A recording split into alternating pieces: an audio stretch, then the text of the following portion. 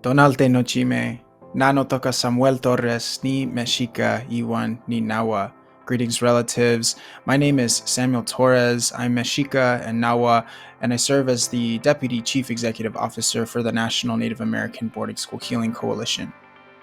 The Truth in Healing Commission on Indian Boarding School Policies Act has been introduced in the Senate, S.2907, and in the House, H.R. 5444.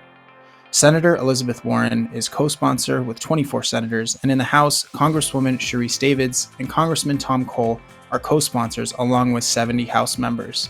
Here are the key provisions of the bill.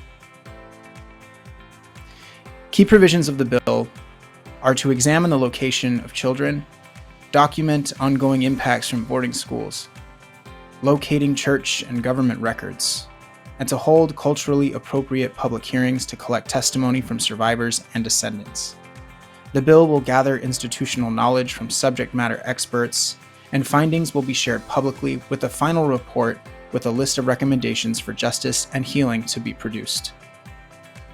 So what's inside S.2907 and H.R. 5444, the Truth in Healing Commission on Indian Boarding School Policies Act? First, it's a full investigation into the assimilative policies of the U.S. Indian boarding schools. It examines the location of children, including locating and documenting all children still buried at or near boarding school facilities.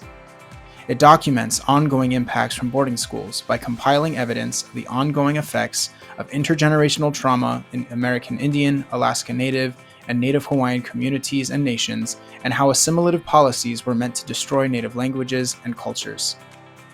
Third, it locates church and government records by locating and analyzing all records on Indian boarding schools. Targeting records include those related to attendance, infirmary, deaths, land, and other correspondences with subpoena power for records. Secondly, S.2907 and H.R. 5444 will collect testimony from boarding school attendees, tribes, and subject matter experts. By holding culturally appropriate public hearings, it'll provide a public forum for boarding school attendees, victims, families, communities, Native organizations, and tribal leaders to provide testimony on the impacts of Indian boarding schools. It will also hold institutional knowledge gathering.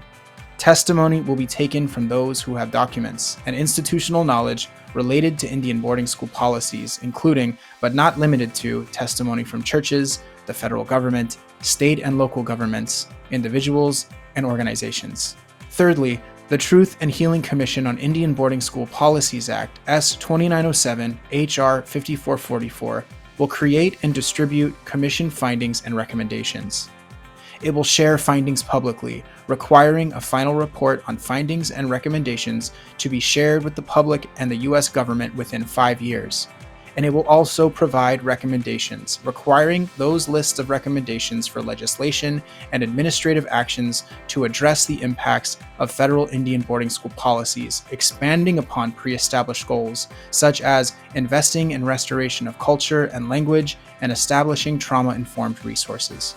S.2907 and H.R. 5444 investigates beyond the Department of the Interior's Federal Indian Boarding School Initiative. It compiles all previous research and brings together partners for a comprehensive review of federal Indian boarding school policies and their impacts, expanding upon the work of the DOI initiative in order to know the magnitude of loss of human life. Please join NABS in this request. Contact your congressional member to request that they sign on and support S.2907 and H.R. 5444, the Truth and Healing Commission on Indian Boarding School Policies Act.